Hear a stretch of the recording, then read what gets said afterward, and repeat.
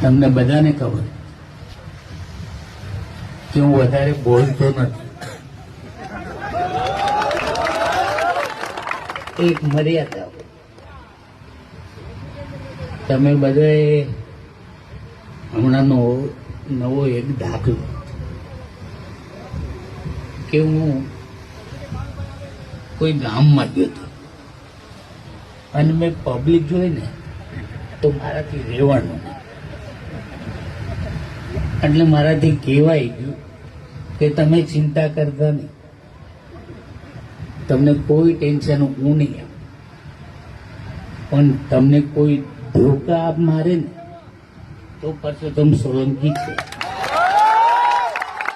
અને મેં સમાચારમાં તમે જોયું હોય બધા કે બધા કહેતા હોય કે આ મંત્રી દરજાનો માણસ અને જાહેરમાં આવું બોલે.